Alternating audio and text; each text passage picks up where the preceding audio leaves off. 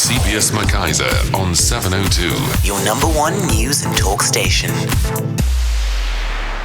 And as promised, this hour we are hanging out with Ashwin Willemse. This is his first media interview since that day when he walked off the SuperSport television set. And many of you have been wondering, what has he been up to? Who is this man, in the unlikely event that you are one of those South Africans not into rugby? Because, of course, he was propelled into the public space after that particular incident involving other people on set, and in particular, Nick Mallet and Nas Botha as well. And we have for weeks now been trying to get hold of Ashwin, to persuade him to break his silence, to talk and to come on this platform in particular.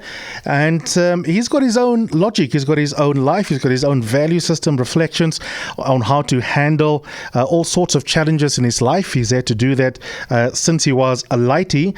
And so, in a sense, the moment had to be fortuitous perfect for him and for us before we could actually manage to actually get him to agree to this particular interview. And as a colleague of mine just pointed out on Twitter, absolutely correct, Garen, this is in fact the first such a full media interview that he has agreed to grant since this whole thing played out. Now, if you are on Twitter, you can tweet questions or comments throughout, and you can do so. Just use the hashtag Ashwin on Eusebius, and then I'll pick up what it is that you have to say or what you want me to ask him. And of course, you can also call in throughout, but I want you to listen a little bit. Some of you know Ashwin and his story, many of you don't, and it is a fascinating life story. We're not quite going to do it cradle to grave because we only have an hour, but I want to give you a sense of who this man is, where he comes from, and of course we're going to talk about all of the issues that you'd like me to discuss with him. If you are watching this if you are close to a Facebook, you can also watch this interview on our 702 Facebook page, just because we are multimedia that way, not because we want you to see him storming out of my studio if I touch him on my studio. Ashwin, thanks so much for coming in. How are you? Thank you very much, Eusebius. I'm good, thanks. What? You said to me just now, before you ran off to the bathroom, you are nervous like this is a test match that you're going into. Yeah, because, life is somewhat like a lollipop. It's hard, but it's very nice. So every time when I get an opportunity to, I think to form part of something like this, there's always a bit of nerves, in the stomach. Well, it's not a bad thing. I always find that from a communication point of view, I often say to people who think that I was born being able to communicate quite fluently, that actually my worst communicative moments are when I have no butterflies. So a little bit of butterflies is always a good thing. But you were born, huh? And you're a living legend, and I think you're doing a phenomenal job. Not at all. Like you, there's a lot that I've had to overcome, and I want to talk a little bit about that. Normally with profile interviews, we kind of like start at birth. I'm going to do this one differently. I'm going to flip between scenes in the life of Ashwin, and we're going to talk about certain kinds of themes, and that's how I'm going to treat it. And I want to start off with this master's degree. Now, academia was never your thing, even at school. You were often very self-deprecating about how brilliant you were at sport in school, but not necessarily the most hardworking student.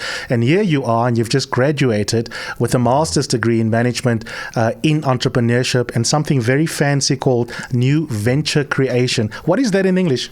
Oh, well, new venture creation, I think it is what it is, new venture creation. So it's the creation of new ventures, and there's a whole science and process that goes along with that. And every business at one point was a new venture. I think even 702 Prime Media was a new venture.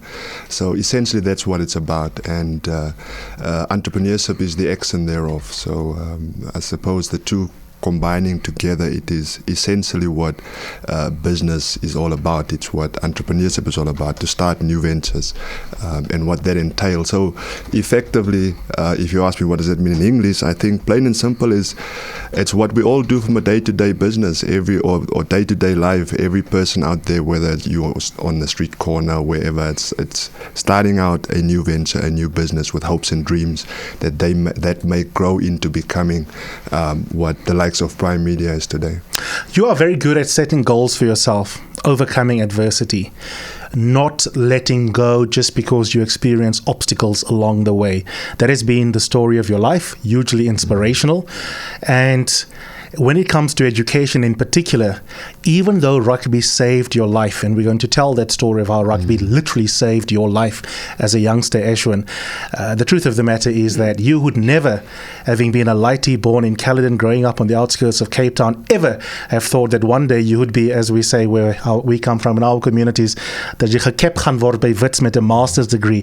You must be enormously proud, if not still dumbstruck by your achievement for someone who never thought that you could get a postgraduate education. I am enormously proud, and instead of being dumbstruck, I think I'm masterstruck. Quite literally. Yes, indeed. And it's rooted in who I am, and I think it's rooted in the story of my family, and it's rooted in the story of my community, and I think it's rooted in the genesis of who we are as a people. And so, yes, you are right indeed that it has never crossed my mind that I'll ever walk through the doors of a tertiary institution.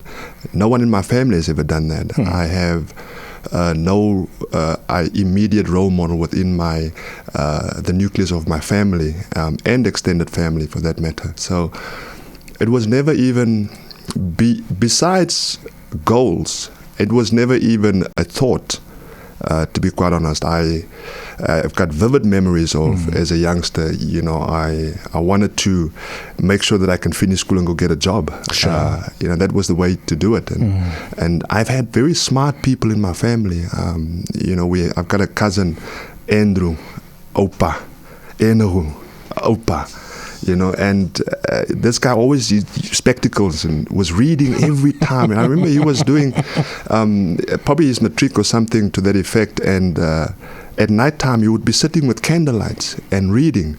And he was a phenomenal artist. He used to paint things. And I always looked at him and I always thought he was so smart. The same with his brother, Nuku. The two of them were just smart. You could see they had that intelligence, and they yearned to learn. And I looked at them and I saw probably the first representation of academics, and yet they could never fulfill their potential.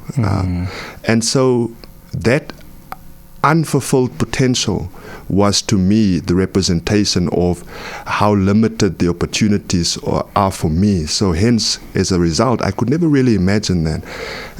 So to have been able to finally achieve that in my life, I think is, for me, in more ways than one, it is reflected through my children.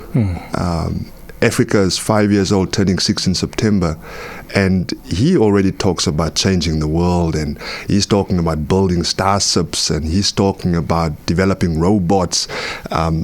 Junior is my eldest son. He's 12 years old. He just learned literally in the past two days, he learned to do the Rubik's Cube, which took me a month to learn, by the way. He just did it.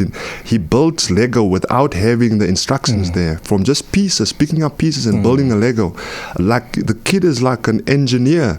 And then there's Sherwin, a little bit more reserved, taller, is like big, and he's the type of guy where when I look at him, I'm thinking, he's got this phenomenal sporting ability, and he's quite tall, but he couldn't be interested even if you pay him in building a Lego. No, so I see that in my children, how that their individual self is coming to the fore. And then my eldest, my daughter, I asked her on Father's Day, I said to her, and I was quite I was frivolous, and I said to her, so what did you get for Father's Day? And there was this deafening silence. And then she answered, she said, I think the gift that I got for Father's Day was the ability to wish my father happy Father's Day.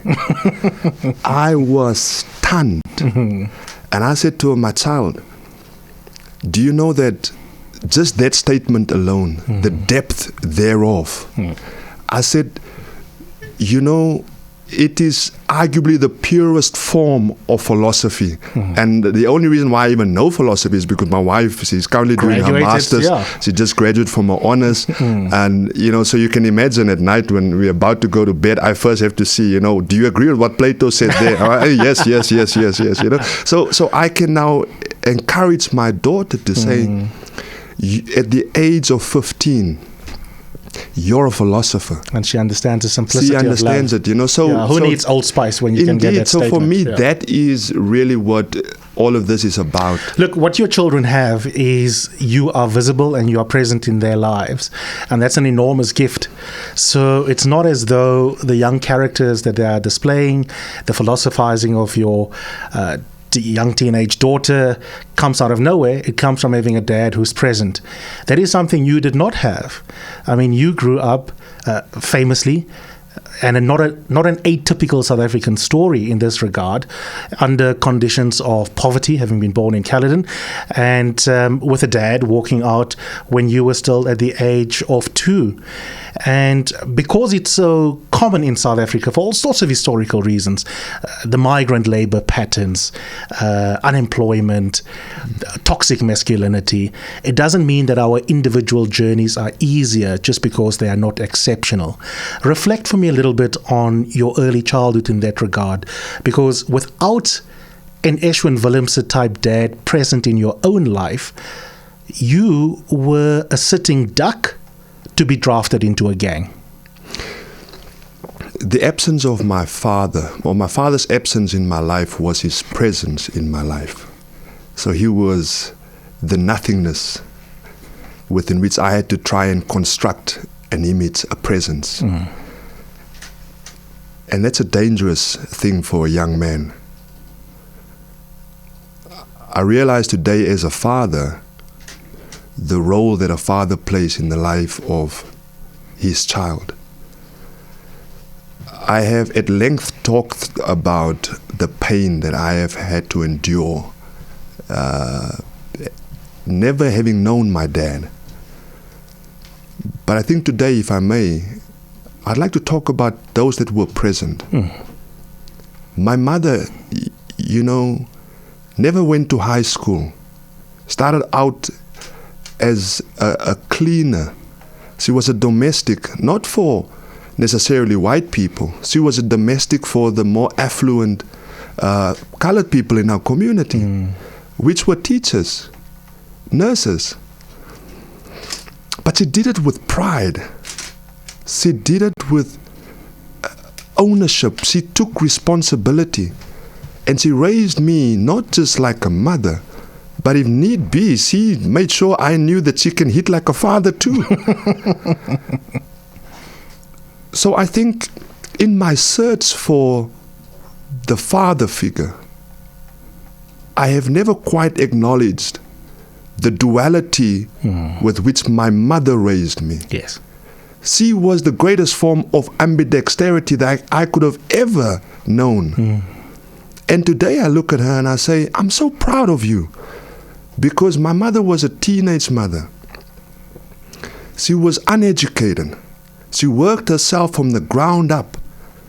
And as a father today, as a close to getting 40-year-old, I look at her and I say, not just can I relate to you as my mother, but I also see in you a sister. And as I speak today to this person who is my mother, in more relation than one, I get to connect with her in a way I've never done before. And I'm so appreciative of her presence in my life. If my mother discarded me, I would have been on the streets. Would have had no one there. My grandparents, they couldn't read, they couldn't write. The only thing my grandmother could read was the Bible. My grandfather couldn't write, couldn't read, but he could count money. You can't rob him in any way, shape, or form. But of course, what's very difficult about our parents having to play that dual role if there's an absent figure, right, is that, and I really appreciate you doing this ode to your mother, because sometimes when we none of us want to romanticize a difficult childhood. There's nothing romantic about an absent parent, mom or dad, or not having someone that can provide for you as fully as possible as a child. But there are certain unintended blessings that come out of difficult situations, even if we only acknowledge that with retrospect. But it's still enormously hard for an energetic child who's busy playing rugby, who's excelling at athletics, for mom to keep tabs on all the time. And your life story is a story of challenges, coincidence, and role models that aren't necessarily blood relations. And in high school, for example, someone else that was an important early influence on you. And it's funny, isn't it? It's always an English teacher. It is indeed. And up until this day, I still regard him as my saving grace. He loved me when I probably didn't deserve to be loved. He cared for me unconditionally. His name is Andre de Bruin. He was my first rugby coach. He actually made me fall in love with rugby. I was an athlete and I was a runner, a high jumper, long jumper. Yeah, you were supposed to become Frankie Fredericks. That was your dream. 100% correct. I wanted to win an Olympic gold medal, and that's what I wanted to do. And then I met this guy in a car park in the high school. I was standard 6 at the time. And I helped him carry his bags out of the boot of his car into his classroom. And that was the day when I met the person who would become the anchor of my life throughout my teenage years. And the role of educators is undermined quite a bit, more often than not. But I think here's an individual, and every one of us has got their tale of where it was a teacher. If you think about, is it Baldwin? It was an English teacher that made him fall in love with writings. That's right. His writings went out to carve out a place in the history of the liberation of the United States of America. His readings, his writings still today holds. So the quality of a teacher, if only we can appreciate them for the role that they play in society. They look after our children more than what we do. Our children spend more quality time with them in their presence than what they spend with us a lot of the times. That's so true. And I'm stuck on this image and the concept, and clearly your philosopher wife has planted some very good conceptual tools in your head. The absence of a father figure that enables a duality in the role of mom. I think that's a really beautiful thing to owe as an ode to single parenting. Sometimes the gender roles are reversed, but invariably it's single moms. If we had to do a movie of your life, the high school scene, there would also be a duality between the good and the bad. So you are busy playing rugby, you're excelling courtesy of this chance encounter with an excellent educator and your English teacher. But of course, you don't spend 24 hours at school, and you're still a child at risk in a community that is fundamentally a downtrodden community in socioeconomic terms. And although rugby and athletics come easily to you, at the same time, there's the incredible allure of the Americans. And your story reminds me, I don't know if you've read this book. If you haven't, I must get you a signed copy, What Will People Say by Rahana Rousseau. Thank you. I haven't read it. It is an absolutely brilliant book. There's a family in Hanover Park in the Cape Flats, the Foree family, and the mom in the story has got all the characteristics of your mom, Magda. But despite the fact that Magda, as this wonderful mom and the present dad in this particular family, are doing an amazing job, they provide everything they can for their 2 wonderful daughters. Despite that, Anthony, their youngster, ends up being drafted into a gang. And the reason I love that novel, and I think it should be taught in every single school in this country, is that we sometimes think that at least a middle-class family that is different to Ashwin's family, the children must be safe. No child is safe in a community where there's the possibility of being drafted into a gang. How did you go from being under the watch of your English teacher to nevertheless finding yourself a tattooed member of the Americans? Firstly, I haven't read the book, so I would appreciate a signed copy. Thank you very much. I wish at that stage I wish I have read, but also understood Carl Jung when he talks about the subconscious, the shadow, because he talks about dreams. Now, can you imagine living in the reality of which many South Africans live, whether you talk about your place of birth, the Eastern Cape, whether we go into KZN, whether we go right down the road here to Eldorado Park, whichever township we find ourselves in where there is socioeconomic challenges. If there's an individual there with a dream, and yet subconsciously you struggle to connect with the best parts of you, your self-esteem. It was Marcus Garvey, I think, that said we need to put a backbone where there's a wishbone, because self-esteem, being in that environment, the challenges that you face, that self-esteem is not low, it's non-existent. And you now start to compensate for that, because wanting to project this confident image of self-confidence. And now you are lured into a world where it's a make-believe confidence. And I think, personally, in hindsight, I can't reconcile the person that I am today with that youngster that was lured, because my imagination has now expanded.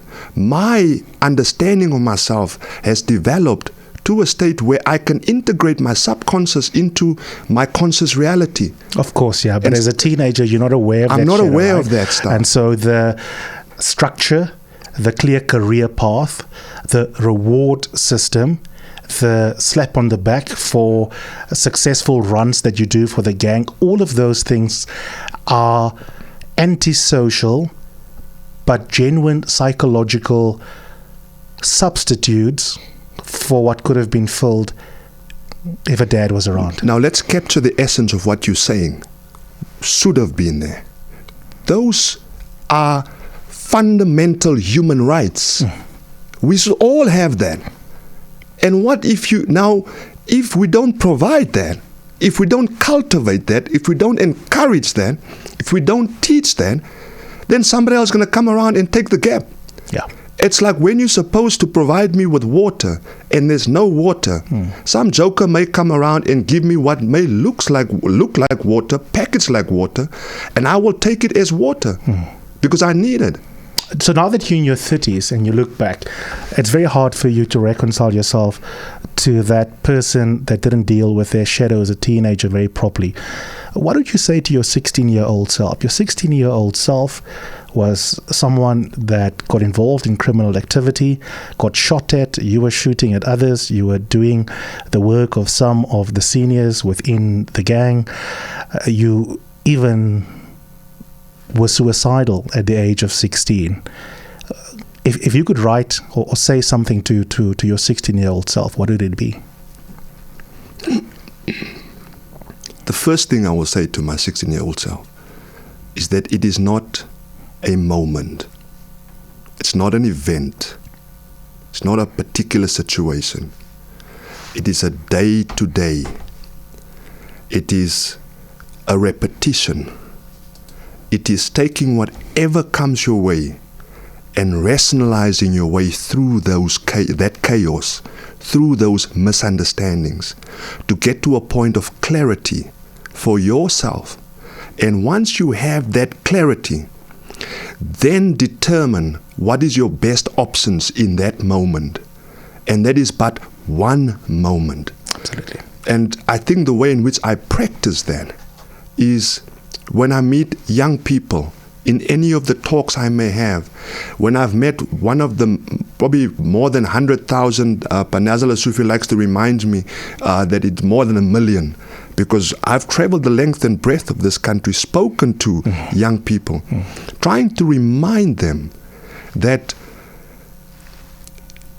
if it was a momentary thing, we would all go down in the history books as the greatest that have ever lived. Absolutely.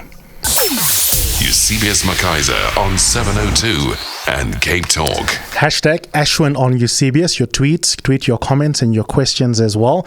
A lot of you tweeting and saying how much you're enjoying him, reflecting on particularly the role of his mum in his life.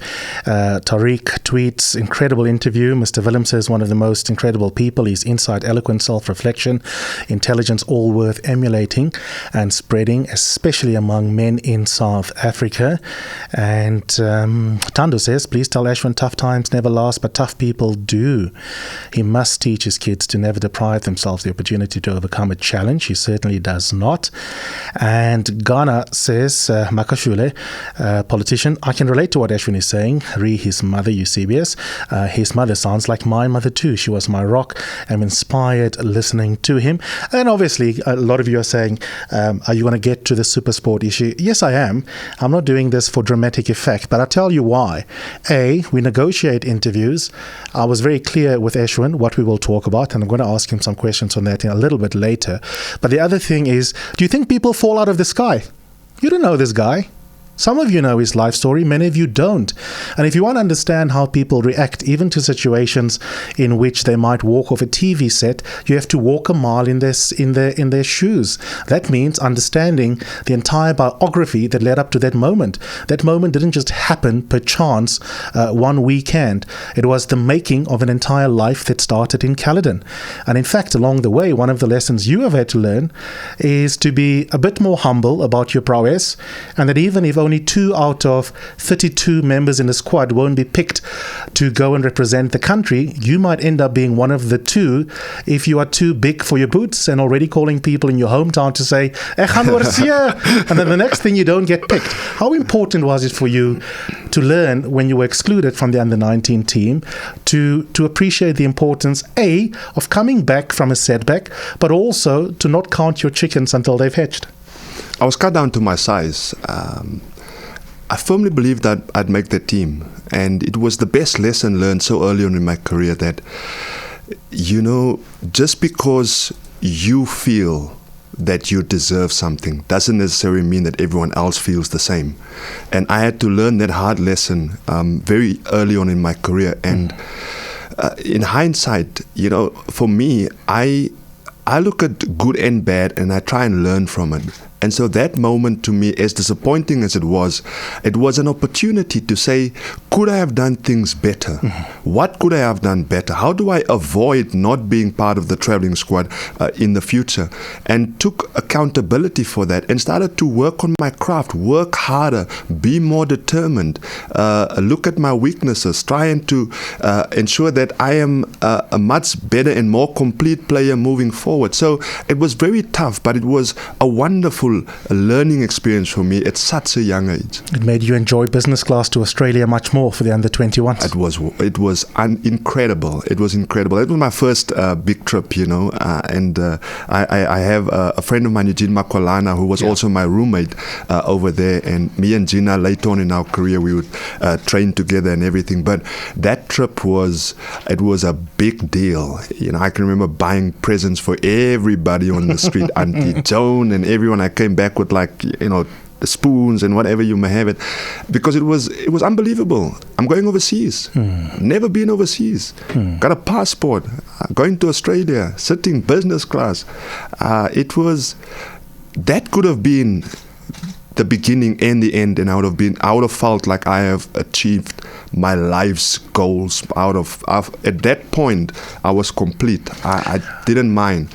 We have to talk about the people that helped you to get to that point in your life where you were a bit more hardworking and circumspect, but also where you don't let a setback like not being picked get to you, to a point where eventually in 2003 you were able to get a whole bunch of awards, including Players Player, Top Player for the Year, Newcomer of the Year, all at the same time, part of the 2007 winning squad. Amazing performance, absolutely amazing.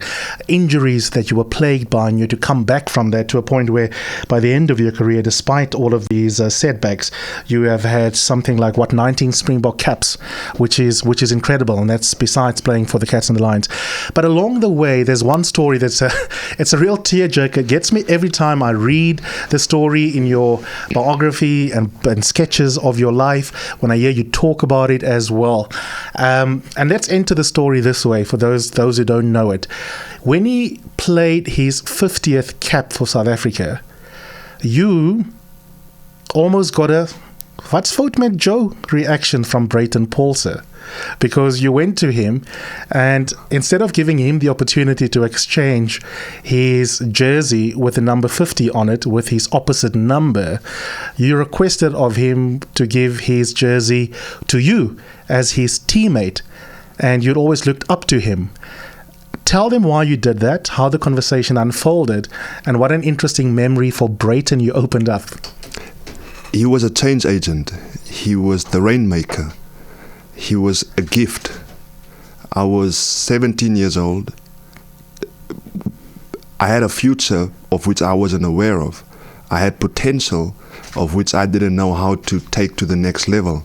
Then came Brayton to our school, and he came to Swartberg Secondaire, and he made a speech. And I was one of 1,000, literally, in that school hall. I remember connecting with Brayton on that particular day in a way in which I can't remember having connected with another individual like that before. Brayton was my hero. He was the person I looked up to. He was the one I would like to become one day. And I was introduced to him by a teacher straight afterwards. The teacher is now late. May his soul rest in peace, Mr. Benjamin. But Brayty then assisted me with a goodie bag, providing everything I needed to go to Craven Week. That generosity, it made me believe in the goodness of human beings. He had no need to do that. He didn't know me from a bar of soap. He didn't know what I would eventually become. And that moment when I ran out on the field alongside Brayton Paulse when we played abroad, it was the end of the year tour. That's right. Yeah. He played his 50th test match. He was on the right wing and I was on the left wing. And afterwards I went to exchange the jersey. And when we, at that level, I suppose we develop a persona, so, the persona is, listen, we don't, and there's a classic photo of Sia Kolisi also with Skalk Burger. Yes, I've seen that has made the rounds on social media. And it's that sort of a scenario. I saw the other day LeBron James was saying he would like to play a game, hopefully with his kids before his son before he retires. So in that moment, I took my jersey, we get two. One you keep and the other one you exchange with your opposite number. Yeah. And I walked across to Brayty and I reminded him that I was that kid that he helped all those years ago. And this to me is the most respectable way of how I can say thank you to him. How did he react? Words couldn't capture the moment, And Brayty, Brayty is very Brayty-like, flick-flacking and, make light of situations. But I think the gravitas of the moment was well understood. Eusebius McKaiser on your number one news and talk station. Your reactions to this interview, use the hashtag #AshwinOnEusebius. Ashwin, when you walked off SuperSport, subsequently the company obviously got a senior counsel to investigate. There was a process that then unfolded. Throughout the process, the report being in the public realm now as well, the whole time since May, you have elected, I think, unless you've been forced to, elected to be silent on the issue. Can you tell us why you've chosen to not speak publicly when every single one of us, including my now previous producer Megan, was almost harassing you on a daily basis to speak out, and you chose not to? Just take us into your confidence about your approach to the matter, particularly the silence when there's so many questions that tens of thousands of people have. Firstly, I attended the hearings, and we clarified with the advocate Senior Counsel Maleka on exactly what this matter is and the terms of reference. And so we weren't comfortable with the terms of reference. We felt that it did not allow us to deal with everything that we would like to deal with. So we decided, and it was voluntary, so we decided not to participate. We did indicate to him that we believe that this is not the appropriate forum to do that. And in terms of the silence, I had nothing to say at that stage in time or in the past, because I understand the magnitude of what has transpired. It's evident on my Twitter timeline, my Facebook inbox, the messages, the media articles, the commentary. So I understand this moment and what it has started, if I may call it that. So I want to make sure that I deal with this matter in the manner in which I've always intended to, which was appropriately. Because at the end of the day, it's not a light matter. I see this in the teary eyes of elderly folk who meet me on the streets and they tell me, thanks for standing up for me. And I'm saying to myself, but so what are we saying here? I see this in young people coming up and say, thank you, man, thank you. So I understand what we're dealing with here. And I don't want to use this as something frivolous. It's legitimate pain. And so my silence was a case of me allowing the process to unfold up until a point where we can deal with this matter in the appropriate manner in which I indicated right from the onset to SuperSport. And we've not been granted that opportunity as of yet. You've been getting legal advice throughout. You've also privately thought very hard about what the appropriate way is to deal with this, both strategically and as a matter of principle as well. And I said to you that I want to profile you. People want to hear your voice, your story as well. I was not going to doorstop you. I've got 1,000,000,001 questions. It would be unethical for me to renege on the agreement we had about the scope of this interview. To the extent that you want to, where is the process at for you? So the process as we stand currently is, so I was advised that, we should go to the Equality Court, and understandably so, because that's to vindicate Ashwin Willemse. But upon reflection, I have indicated to my legal team that, the Chapter 9 institution, which is the Human Rights Commission, is there to protect the Constitution. And the Constitution ensures that our human rights are protected. So for those that have created this Constitution of ours that is globally recognized, I think out of respect for that, I informed them that I feel that we should honor, and we will to that effect write to the Human Rights Commission that we will honor the submission which SuperSport has indicated that they will now send to the Human Rights Commission based on the report and the findings of Advocate Maleka and that process. So we will honor that and we will participate in that process, ensuring that we can deal with that matter, because there we can go and I will be allowed to go there and engage it at that appropriate forum, and in that process hopefully restore my dignity. Is there an irreconcilable breakdown of marriage or a possibility that when your dignity on your version and your experience is restored, that there could yet be a restoration of your relationship with this company?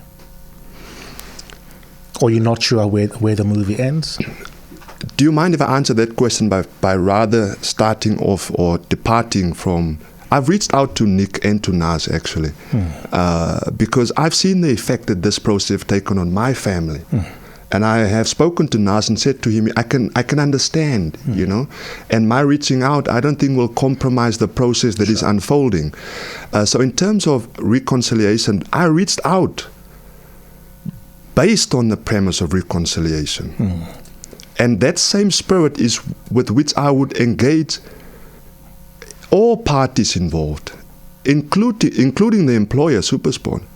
So to answer your question, I there's no doors that are closed. We're talking here about the restoration and the provision and creating the environment where people's equality, human rights can be respected. Okay, I'm going to respect our agreement about the degree to which I will ask specific questions about the incident, but I'm going to stick to the theme. You and I have had a conversation before as one of our, let's call it one of our many pre-interviews leading up to you granting me this interview. And you said something that have stuck with me. You very kindly attributed it to me, and I think wrongly so. It was of your own making. And I wrote about this in the Mail and Guardian recently. And you made the point that when it comes to racism, as with misogyny, we live in the grey area. Things are not black and white. And part of the difficulty of what happened on set when you walked off, and there are versions of this in relation to sexual violence in our country, is that you are dealing with dynamics that do not announce itself as bluntly as calling someone kafir or as raping a woman. And the majority of empirical experiences of both misogyny and racism and the shadow of racism and the shadow of patriarchy lives in the grey area. Unpack that for me in 1 or 2 minutes before we run out of time, because I'd like the public to get a sense of what it is that you had said to me over the phone. And I think it's very useful as an insight into your own experiences in the world. A few weeks ago, I bumped into Sizanele Mbeki, and she asked me how's it going, and I told her that I'm busy consulting an expert, and she said she was quite offended because she said, why are you consulting an expert? Because you don't have to prove what you felt, because we know what we feel. And it made me realize that to talk about this pain, like you rightfully say, is that grey area. Now that grey area, we all go through it. We all experience it. Whether it's in our workplace, whether it's on the rugby field, on the soccer field, wherever it may be, we all experience it, so we all understand it. So I'm hoping that the process that we'll be undertaking will be able to conclude it for all of us and legitimize or illegitimize what we believe is our genuine pain. And I've been very clear to SuperSport, even before I knew the information that came out and was now revealed through Vincent Maleka's report, I was clear to them that I believe that this incident was rooted in racism. And their unwillingness to accept that is not unto my doing.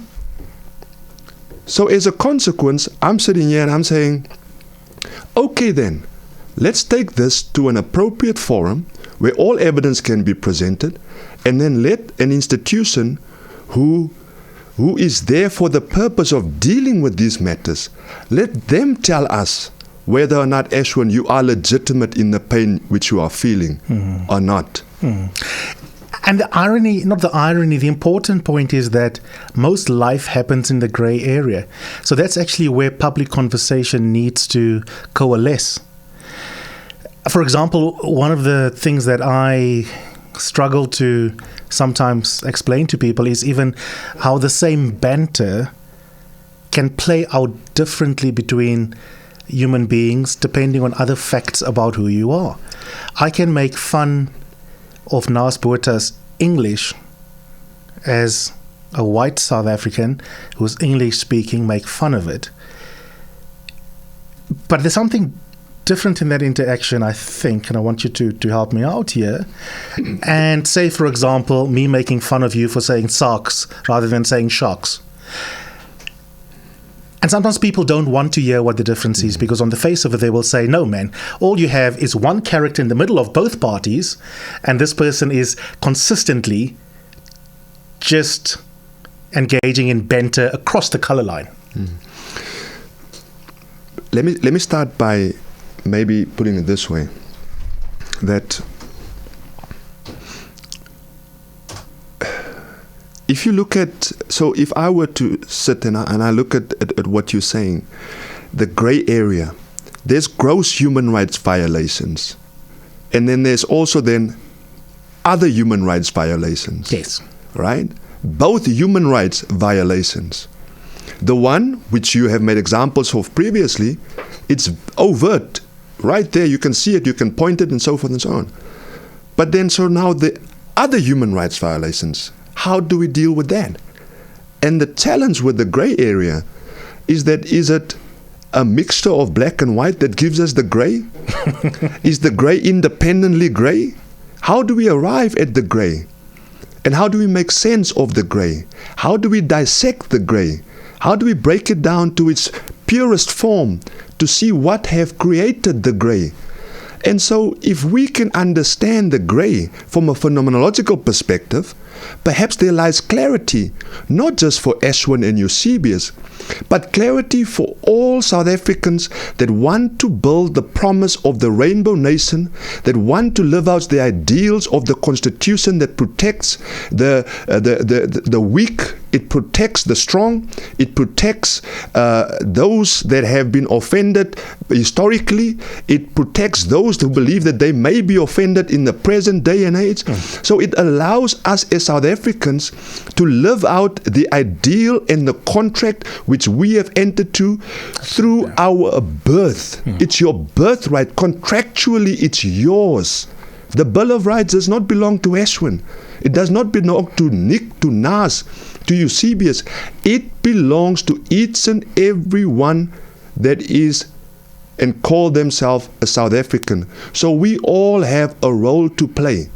And so perhaps in understanding what is this gray area, because we use it, we throw it around loosely. Absolutely. Maybe therein lies an opportunity for us to take our country to where we all hope, believe that it can go. Amen. Thank you for your excellence, your fearlessness, and at the same time, your generosity of spirit. Thank you. Thank you.